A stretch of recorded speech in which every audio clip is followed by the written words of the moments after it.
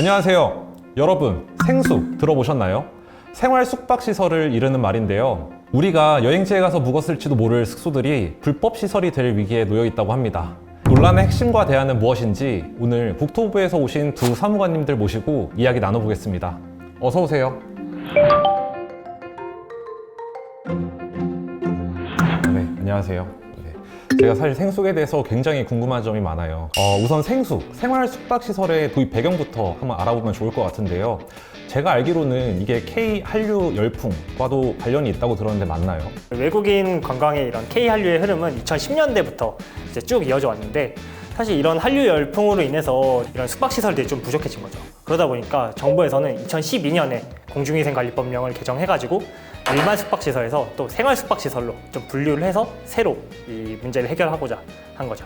많은 분들이 궁금해하는 게 이 생활 숙박시설이랑 호텔하고 모텔하고 뭐가 다르냐는 거거든요. 생활 숙박시설은 법적으로 취사나 세탁이 가능한 생활 설비를 갖출 수 있도록 허용돼 있어서 단기보다는 일정 기간 체류가 가능한 숙박시설이라고 보시면 됩니다. 그러니까 생활 설비가 잘 갖춰져 있다 보니까 이거를 그냥 일반 주거시설처럼 사용하시는 분들도 많을 것 같아요. 네, 맞습니다. 그때는 이게 약간 부동산 과열기 시점에 이제 생활 숙박시설에도 뭔가 이제 주거가 가능한 것처럼 이렇게 사람들이 인식하는 경우가 있었습니다. 뭐 분양가도 주택보다 저렴하고 청약도 뭐 제한 없고 세금 대출 규제도 덜하고, 이러다 보니까 이게 사람들이 좀 더 생활 숙박시설을 여기서 사도 되겠네? 라고 이제 인식하는 경우가 있다 보니 그런 수요를, 주거 수요를 좀 자극을 했는데요.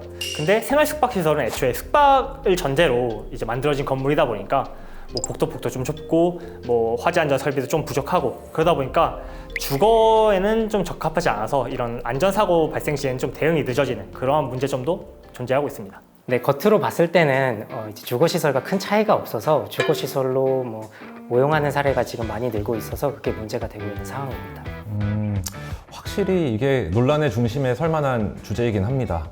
그런데도 이제 국토부에서 해결의 실마리를 좀 찾으셨다고요? 네, 그렇습니다. 생활 숙박시설이 어쨌든 이 제도권 안에 좀 들어올 수 있도록 저희가 적절하게 좀 관련 제도를 정비를 했는데요. 그래서 올해 9월 말까지 숙박업 신고나 용도 변경 두 가지 선택지 중에 하나를 선택하시면은 합법 사용으로 국토부에서 인정을 하고 있습니다. 이거 완전 소유자분들한테는 되게 좋은 뉴스인데요. 만약 기간 내 신청하지 않으면 어떻게 되나요? 방금 전에 말씀드린 것처럼 9월 말까지 이런 숙박업 신고나 용도 변경 신청을 진행하시면은 이제 27년 연말까지 이행강제금 부과가 유예되지만, 그 이후부터는 이제 각 지자체별로 현장 점검을 좀 나가시면서 생숙이 실제로 사용되고 있는지를 확인하시고, 실제로 사용되고 있다고 한다면은 그 이후에 건축법에 맞게 시정명령이나 이행강제금 부과 등이 좀 차례로 진행될 예정입니다.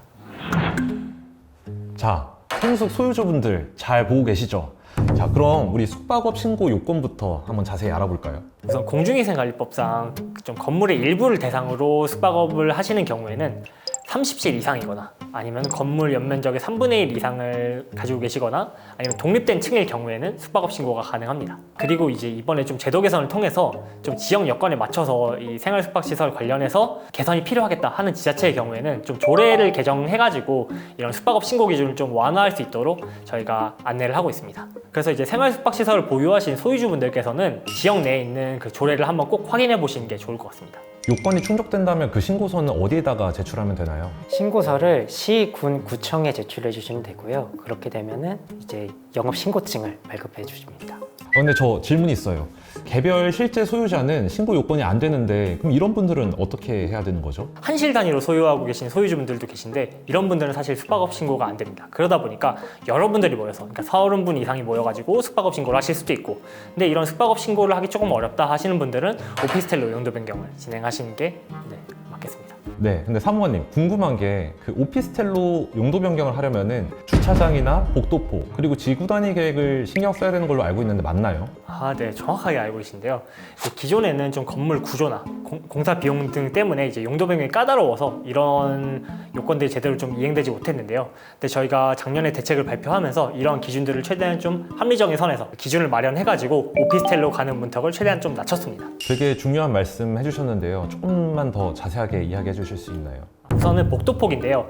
원래 오피스텔로 저희가 용도 변경을 하려면 복도폭이 1.8m 이상 되어야 하는데, 이제 사실 생숙 같은 경우에는 이게 좀 좁은 경우가 있습니다. 1.8m에 미달하는 경우. 근데 이런 경우에도 저희가 피난이나 방화 설비 등을 보강해가지고 주거시설 수준의 화재 안전 성능을 인정받게 되면은 복도폭이 1.5m, 조금 좁아도 이제 오피스텔로 용도 변경을 허용하도록 제도를 개선했습니다. 그러면은 화재 안전 성능은 어떻게 해야지 인정받을 수 있나요?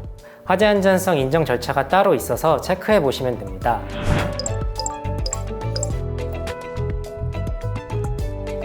네, 근데 그 생수는 이미 다 지어져 있잖아요. 준공 상태인데 주차장 대수를 갑자기 늘리는 거는 굉장히 어려워 보이는데 이런 주차장 확보 문제는 어떻게 해결하나요? 내부 공간 확보가 여의치 않은 경우에는 좀 주변에 외부 주차장을 설치함으로써 문제를 해결하거나, 근데 사실 요즘에 수도권이나 이런 데들은 주차난이 또 심각하잖아요. 그러니까 주차장을 지을 땅이 없는 경우에는 또 그에 맞는 설치 비용을 지자체에 납부해서 지자체에서 따로 또 주차장을 마련하는 그런 방식을 할 수도 있는 거고요.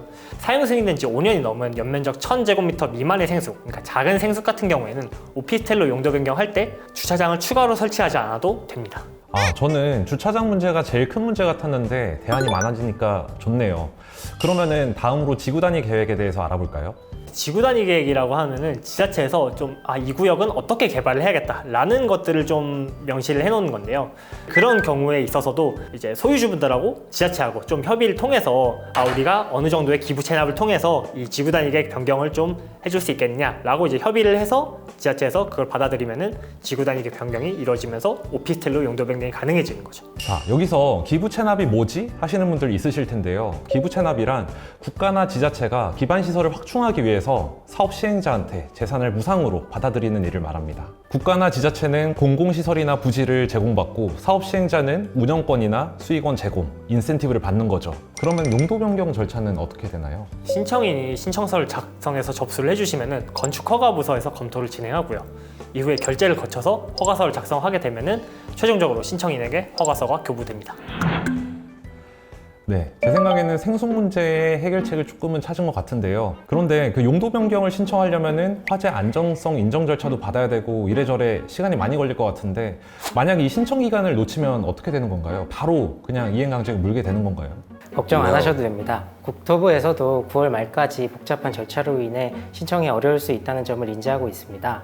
그래서 내년 3월까지 복도폭 완화 가이드라인 적용 대상인 경우에는 전문업체에 의뢰했다는 서류를 제출한 경우 후속 절차를 이행하면 27년 연말까지 이행강제금 부과 유예가 가능합니다. 그 외에도 기한 내에 지자체 용도 변경 의사를 밝히고 지자체랑 왔다 갔다 좀 협의가 이루어지고 있다는 거를 좀 말씀 주시면은 10월부터 이루어지는 점검 대상에서는 제외될 예정입니다. 그러니까 9월 신청 기간 내 신청을 다 끝내지 못하더라도 어쨌든 그 내가 하겠다는 의사를 지자체에 밝히기만 하면은 이행 강제금을 바로 부과하진 않는다 이런 말씀이신 거죠. 네, 맞습니다. 그러니까 결국에는 지자체에다가 의견을 표시하셔야 된다.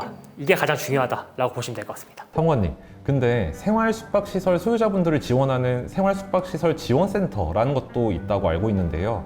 어떤 도움을 구체적으로 받을 수 있나요? 그냥 생활 숙박시설 소통 창구라고 이제 생각을 해주시면 좋겠고요. 숙박업 신고나 용도 변경 절차, 그 다음에 뭐 컨설팅 같은 부분까지 해서 전반적인 부분을 이제 도움을 받으실 수 있습니다. 그러니까 내가 생숙 소유자인데 앞으로 어떻게 해야 될지 모르겠다. 일단 찾아가면 되는 거네요. 예, 맞습니다.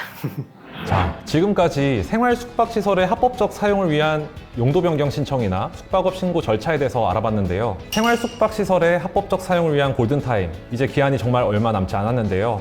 오늘 두 사무관님의 말씀들이 여러분들에게 도움이 되었길 바라겠습니다. 궁금한 점이 있으시다면 댓글로 남겨주시고요.